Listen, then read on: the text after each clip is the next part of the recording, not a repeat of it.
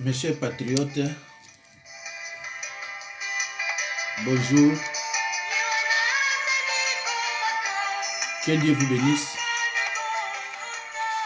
Vous qui me suivez devant vos écrans. Si je suis encore aujourd'hui avec vous pour vous annoncer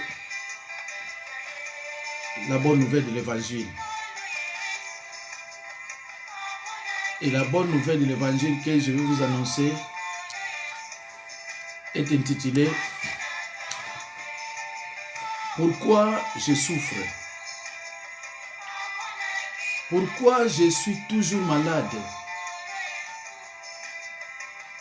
et tout le temps hospitalisé? Mais qu'est-ce qui ne va pas dans ma vie?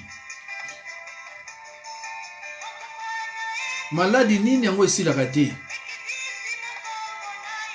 Soki oyo esili mosusu ebandi. Soki oyo esili mosusu ebandi. Qu'est-ce que je fais pour mériter tout ça?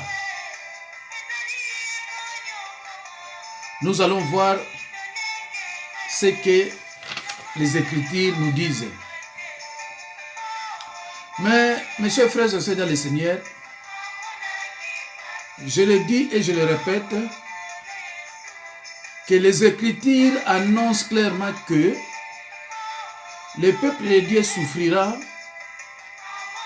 et sera amené en captivité s'il persiste dans l'ignorance et dans le péché. Les Écritures annoncent que le peuple de Dieu souffrira et sera amené en captivité s'il persiste dans l'ignorance et dans le péché. Mes frères et sœurs dans le Seigneur,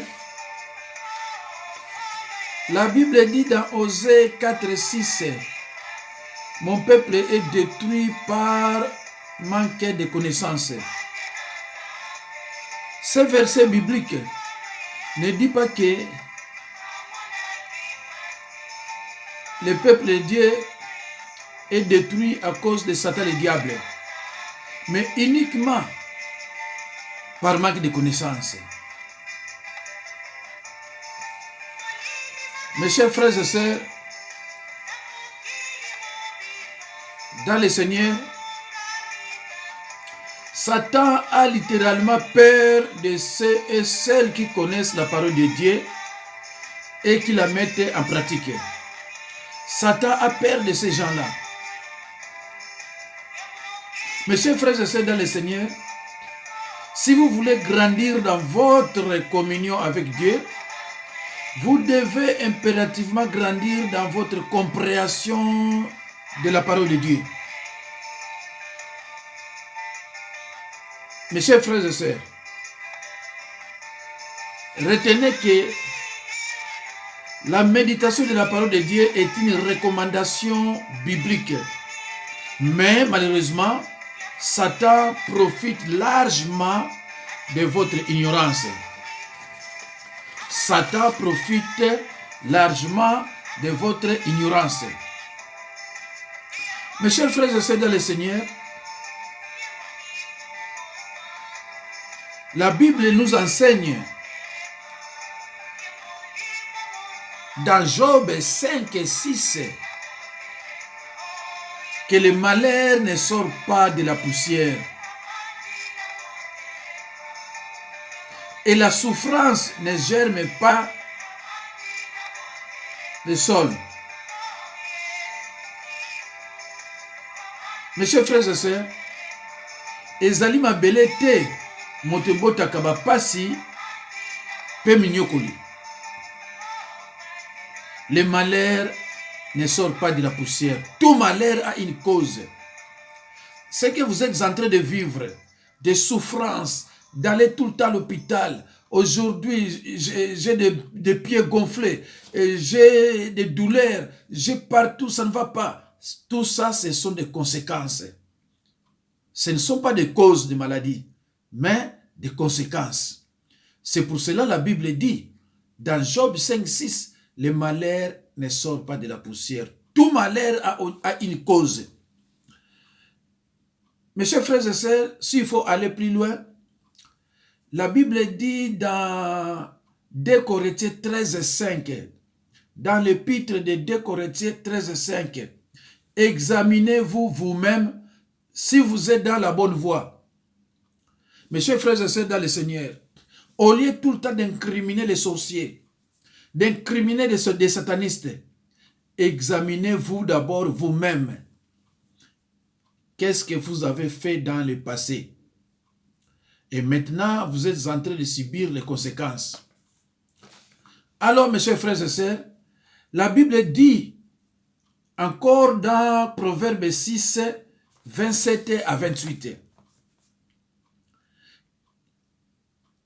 Quelqu'un mettra-t-il du feu dans son sein sans que ses vêtements s'enflamment? 28. Quelqu'un marchera-t-il sur des charbons ardents sans que ses pieds soient brûlés?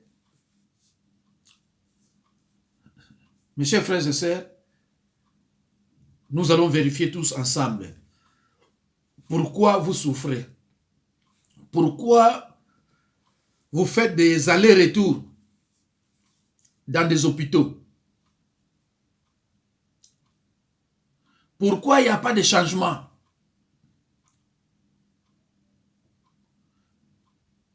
Mes chers frères et sœurs, nous allons nous référer sur les Écritures.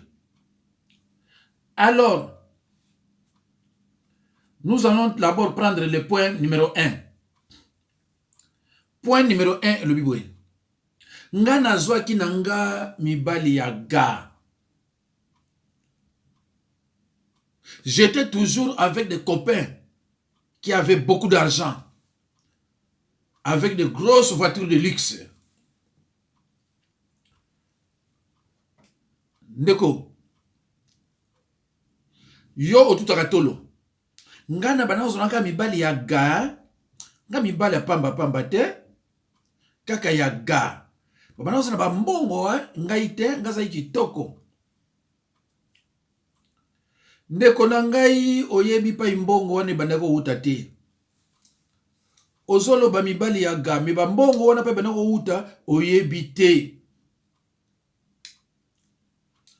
A sacrifiaka yo,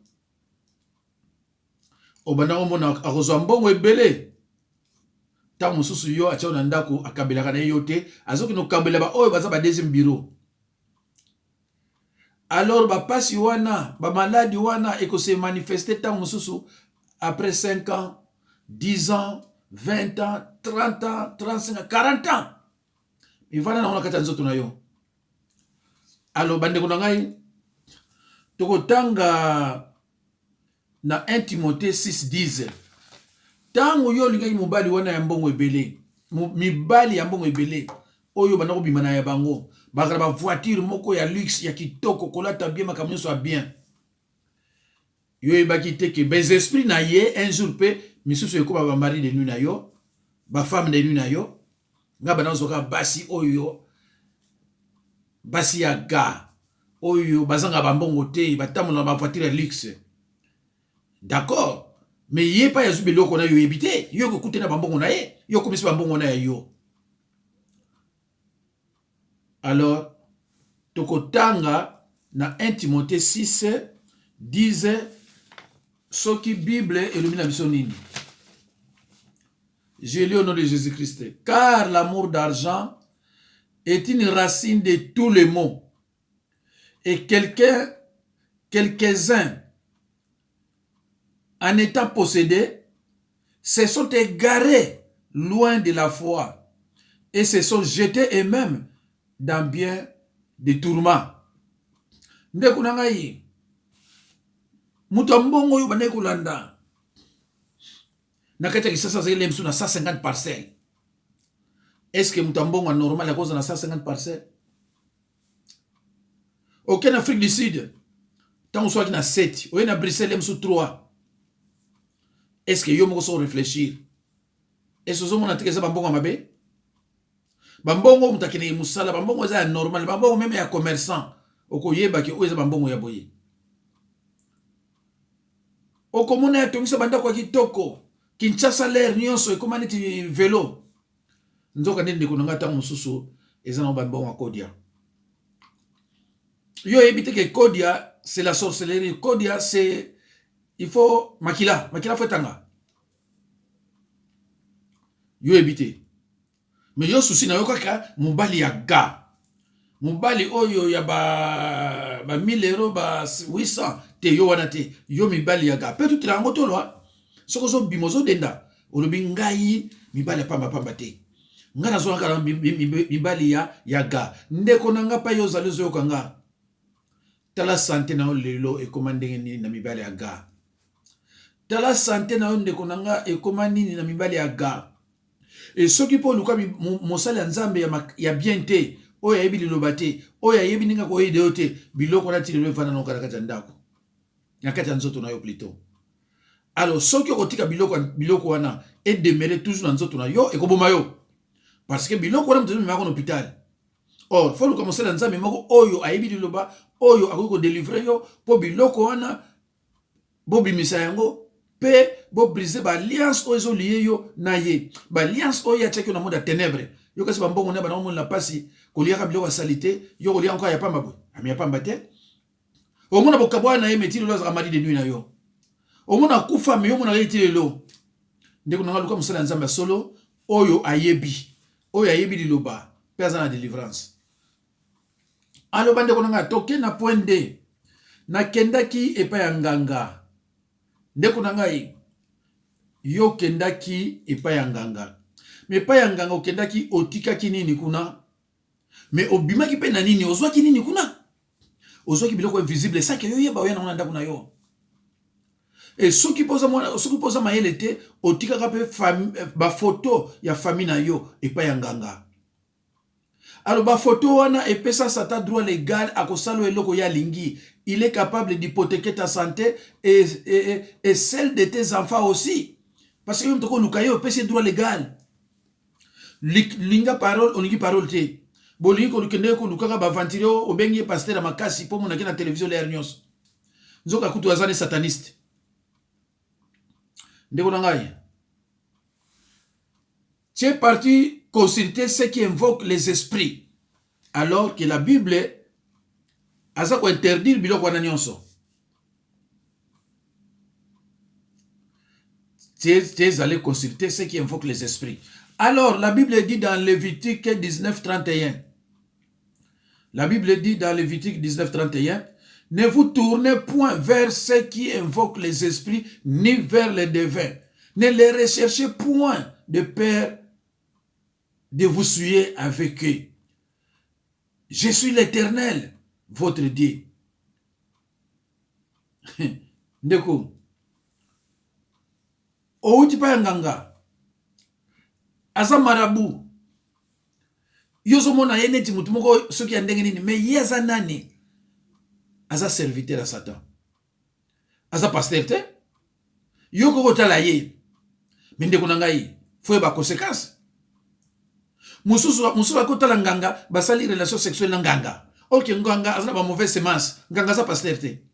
Nganga za ba mauvaise semence kata zoto na ye. Atikili yango pa na yo. Si vous avez marié, vous avez une relation sexuelle, vous avez une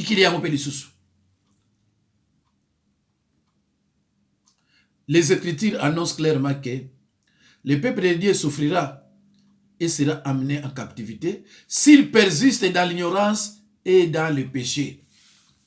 La Bible ne dit pas que mon peuple est détruit à cause de Satan, le diable, ou à cause des sorciers.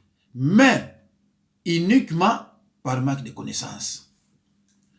Jésus-Christ disait toujours, ceux qui sont mes frères et sœurs, ce sont ceux qui écoutent la parole de Dieu et qui la mettent en pratique. Et toi, tu ne veux pas écouter la parole. Tu ne veux pas aussi la mettre. Mais puisque tu ne veux pas l'écouter, tu vas la mettre en pratique comment? Mes chers frères et sœurs, tu es souka nango tiki ba photo de famille non pas marabout. Au sali même yé na amour. Alors, Ndeko, Otiozwa même pe biloko mosu ya gris gris oyena on ndako lambili mobali pa kufi. Olondima o confesser que yom tombomi yete bobandi ko luka banoko. Na batazaleki. Bango mtu ba responsable ya liwana ye. Alors tokotanga na Esaïe 8:19. Toza toujours pour ceux qui invoquent, ceux qui consultent, ceux qui invoquent les esprits. Ba marabout, ba féticheur, ba mususuane, ba o kaka baza ba serviteur à Satan.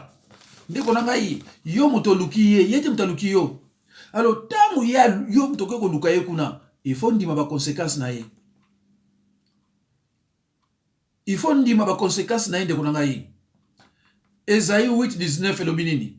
Si l'on vous dit consultez ceux qui invoquent les morts et ceux qui prédisent l'avenir, qui poussent des sifflements et des soupirs, répondez, un peuple ne consultera-t-il pas son Dieu? S'adressera-t-il aux morts à faveur des vivants? Lévitique 26. Lévitique 26. Esaïe 8:19. Lévitique 26. Si quelqu'un s'adresse aux morts et aux esprits pour se prostituer, après, je tournerai du milieu de son peuple. Bandeko, oyebi soki yo oyebi ko lilobate obana ozala kaka neti papier ko likolo ya fleuve ezokende kabwe oyebi lokote. Ndeko, dès que vous acceptez Jésus-Christ comme Seigneur et Sauveur, vous entrez automatiquement dans le combat spirituel. Un combat qui est invisible et éternel parce que l'ennemi te voit, mais toi tu ne le vois pas. Yosa chrétien, un croyant né de nouveau. Par définition, un chrétien, c'est un croyant né de nouveau. Alors, yosa né de nouveau. Ozo qui n'est pas un osani. Donc, osa bébé spirituel. Un bébé spirituel, c'est quelqu'un qui va à l'église. Il écoute la parole de Dieu, mais il ne grandit pas. Aujourd'hui, il est à l'église. Demain, il part consulter ceux qui invoquent les esprits. Voilà, c'est un bébé spirituel.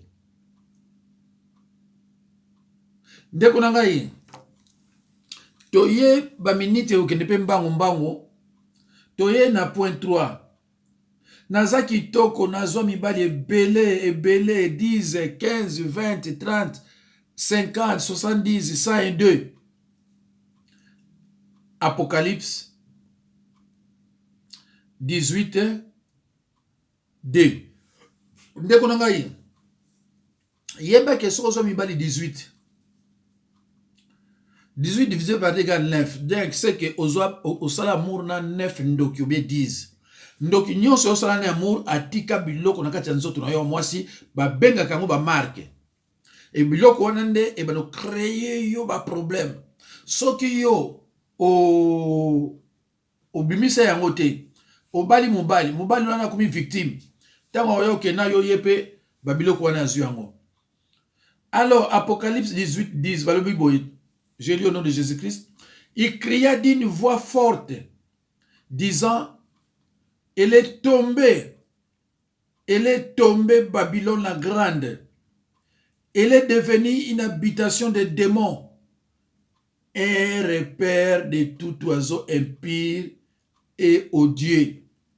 Ndeko nangai, yo motozo mibali ebele, mibali bakomisa makayabu na bango. Nzoto na yo, et comme aéroport, il y a des démons. Nous autres, et comme habitation, il y a des démons. Il y a n'importe quel oiseau impur. Faire des relations sexuelles pécheresses avec n'importe qui. Il y a un oiseau lobila ou en Apocalypse 18 2. Obo yagate. Kobo yako angote. Poye bien ngote. Allez, la Bible est ce qu'on va passer au mari de nuit. Et belo kuma budana on soko lali pona nini pona kindumba nayo enga utu mibali balinganga mingi enga bila mais parce que ça ofele oza mwasi ya pamba mwasi moko sans valeur et sikoyo batikino biloko bele na nzoto ndeko na ngai soki na vie na yo osala amour na sataniste boyi ba sataniste yango mina kopesa bino bakombo na bango prochainement. Soki yo okenda osala amour na sataniste benganga na 06 51 03 92 89 06 51 03 92 89. Na yambaka ba danseuse awa basala ba amour na ba sataniste presque bango nyonso babota bana o bazali bautiste 3 ona yamba awa bango nyonso misato babengana ba mpela mabala babota bana o baza bautiste po bakenda na ba patron na bango muziki oyo bazalaki to bazali ba sataniste. Ndeko na ngai sataniste akosa yo te ke mala moko ye abongwami parce que boyebi pena vérité te ndoki kutu po abongwama eza difficile bongo sataniste bino yebi sataniste aza nani. Sataniste a ministre ya Satan ndenge biso za ba ministre ya Nzambe. Donc tango zo tambola tango na ba garde corps ebele. Donc soko yo bengisa sataniste na ndako na yo yeba ke na ndako na akota na ba garde corps batika ni yo kana kata na ndako na yo. Soki yo obala sataniste, soki yo obala sataniste juro okufa directement en enfer. Faut que yo kama mwana. Soki yo obala sataniste donc tango okufa ko directement en enfer. Parce qu'un sataniste est un candidat potentiel à l'enfer. Sataniste, mais Miss Wana, Bangona Sata Bayokana, Miss One go Kangamate, même sur la Timie, Miss One go Tikala. Alors, ceux qui Miss One et Tikali, on va servir Nzambe Dengeni. Yangono Moni Bapotre, Bazoa jamais sataniste, à prêcher parole. Parce que dans les autres bango, Baza toujours dans mauvaise semence. Tant qu'on a côté, on a kosa yo. Mais parce qu'on y a bien le côté, parce qu'on n'y peut le battre, l'inga le bon comprendre ma kabébélé. Alors,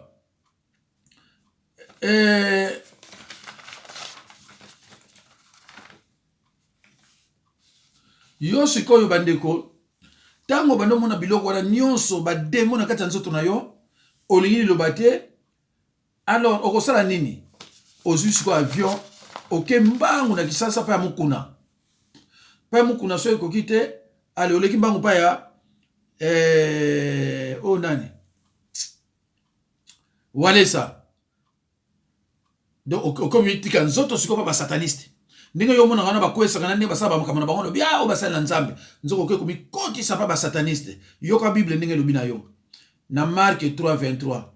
Comment Satan peut-il chasser Satan? Si une maison est divisée contre elle-même, cette maison court à sa perte. Yo donc otambola ngona ya ona mabenga une maison divisée parce que ça ba démon na kata nzoto. Donc, osa sous mutu moko te, osa sous bien te. Donc, ba demo bazo kota na ba demo oya yote, oya batu musu bazo kota nzoto na yo. Tango bazo leka bazo mona ninge porte d'entrée forma pa na yo. Biloko nyonso zo ki mibale belé wana eza ouverture ya porte d'entrée. Alors bon bazo kota bazo ko frapper. O mona ka le muso kuma ko seka seka. Mobale a draguer yo, nana sisite yo son dimaki. Donc, c'est quoi ça? Makamyo bano sa siko. Na mobale sisite yo son dimaki avant. Ndeko na ngai ngana teyaka liloba po yo linganga te mais na teyaka liloba po yo yoka yango pe o changer voilà donc tant yo so kende pa ya sataniste neti o azana bo kende na pa kusuki na ba Afrique du Sud bozo kendo benga so ba makanzo so ba nani Bible zo lo banayo Satan peut-il chasser Satan? Ça c'est Jésus qui parle hein? Biloko zalo na nzoto eza ya diable eza ya Satan yo siko ke pa ya grand frère na ye pa mokonzi na ye mokonzi na bango abengana ngo obengana ndeni so balingi a aider yo a déplacer yango ce qui passe ezalaki na loboko passe comme na lokolo après une certaine temps on sur na loboko et l'on y osali. Jésus-Christ ne cessait de dire ceux qui sont mes frères et sœurs ce sont ceux qui écoutent la parole de Dieu et qui la mettent en pratique. Ndeko na ngai soki yo lingi liloba ozo tchango na pratique kama kambo nyoso na loba omona ngole ngomote parce ba kotika yo. Naître de nouveau ezali toujours par la confession et suivi d'une repentance sincère. Yozo ke ndekuna pa ya mutu moko ayebine biloko te atio loboko okwei yo kanisi ke okomi bien mais non le musu ninga tio loboko na le musu demo moko akimi mais Bible zo ba biso boye toute délivrance commence par la confession des péchés et la renonciation définitive aux pratiques. S'il n'y a pas de vraie conviction de péché, il serait souhaitable d'attendre et de continuer à subir les conséquences. Mais il faut faire très attention parce que les conséquences peuvent être néfastes. Voilà. Keba. Yé a délivré yo, a expliqué toute différence entre délivrance et guérison. Yangono somona bane bele parce que va délivrer yé réussite, va délivrer des livres réussite parce que pas yo kei. Aïe a expliqué la différence qui existe entre délivrance et guérison. Délivrance c'est le comme guérison c'est le comme et moi quand je te délivre dans le comment tu peux te comporter après la délivrance. Comme ça, c'est pour ça que tout avant de délivrer, on a ce qu'on y est loba. Pour ce qu'on y est c'est pas la peine de délivrer parce que on a alors, mes chers frères et sœurs dans le Seigneur, 4. Tout comme point 4. Makolo kaka ko vimba na vanda kaka na ndaku. Galates 6, 7. Ce qu'un homme aura semé, il les moissonnera. Ndeko, tala makamuni ni yo sala na vina yo. Tala makamuni ni ndeko yo sala na vina yo. Makamu oyo sala wana ya wana zo créer peut-être ba problème. Makamu wana sala vimbisio makolo moyo telema ezate. Tala molonga ni bozana na ndako soki ye paza na misala te azo salonde mwana. Moi sina otomibali. Bande kuna opesa ba témoignage jubilé eza na mawa mingi. Mutu mususu maladi eza na kati ya ndako na ye, uti na kati ya ndako na ye. Mais soko yoki makamazolo bananga, mais ezo pesa mbanga mais c'est pas possible. Mais makamso eza ka teke musala nzambe pour expliquer yo. Yangwana yeba liloba oyeba makamebele. Ndeko nanga, yeba liloba oyeba makamebele. Alors 5, tout le point 5, les tatouages. Lévitique 19, 28. J'ai le nom de Jésus-Christ. Vous ne ferez point décision dans votre chair pour un mort, et vous n'imprimerez des figures sur vous. Je suis l'Éternel. Bande konangai. Ba tatouage oyo tchala nzoto na yo. Est-ce qu'il y a une explication nango? Ocha ba tatouage moko boya démon. Ocha ba tatouage moko boya ba jonini dai banani o na service satan ba sala ka ba ndenge na ndenge. Tango yo tche tatouage wana komi ko gérer yo. Ozabi landa. Paul lingi ko ka Bible te. O lingi Bible te ozabi landa ndeko na ngai. Un chrétien akoki ko sala biloko ba bengi ba tatouage te. Yo mona ki ona nzoto ya sataniste. Ya sataniste. Etaliote. Alors bandeko na ngai, vol dans des magasins, hôtels. Yo yiba na ba magasin. Na botel, ba drap, ba papier toilette, ba sac poubelle, ndeko na ngai. Ba drap wana zo yiba oyebi mutu muso afinika kiango te. Tango memona ndako lemso lalu banomona ke logi moko mutu moko mystique, oso comprendre te. Mais ndeko na ngai. Yo ko yiba, surtout bino basi ba yiba ba drap na ba sac poubelle, na kanga bino na bandako na bino. Oso kono yiba drawana eza combien awa so kutango so ba 20 euros, so ba 30 euros, so ba combien. Mozo yiba pourquoi? Oso kono yiba sac poubelle eza combien? Oso yiba papier toilette eza combien? Ki mu yibi no ko silate. Ndeko na ngai. Le péché de vol. Éphésiens 4 28. Celui qui dérobait ne dérobe plus, mais plutôt qu'il travaille en faisant de ses mains ce qui est bien, pour avoir de quoi donner à celui qui est dans les besoins. N'a que n'imbango tika 3 minutes. Alors ndeko soki yoza mo yibi tika ki mo yibi na yo balobi kinako travailler pozo mbongo ya normal, sinon te o créer ba problème ba péché na yo wana ko ya un jour ba iniquité na yo et pas ya bana na yo. Alors yangwana il faut tika biloko wana. Toye sikoyo wana yaki 6 toye sikoyo 7 champion du mensonge. Éphésiens 4 25. C'est pourquoi renoncez au mensonge et que chacun de vous parle selon la vérité à son prochain, car nous sommes membres les uns des autres.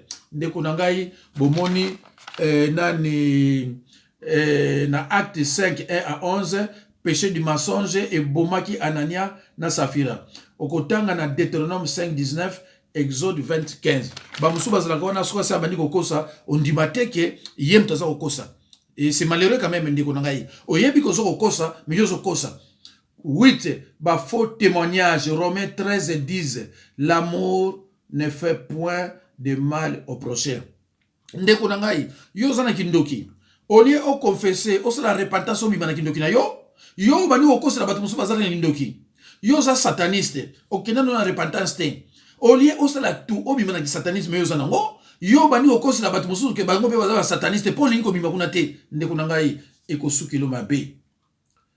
Alors 9 la femme d'autrui moi si yande ou alors moi si yande kunayo mobali yande kunayo biloko wana soki yo sala yango pe osala yango tala na ndako na yo conséquences za nini okendaka na ndeko wa mwasi na yo okendaka na ndeko wa mobali na yo mais siko conséquences na kati ya ndako na yo eza nini. Proverbe 6 29 il en est de même pour celui qui va vers la femme de son prochain, quiconque la touche ne restera point impuni. Ndeko toza sous inceste bokotanga sous na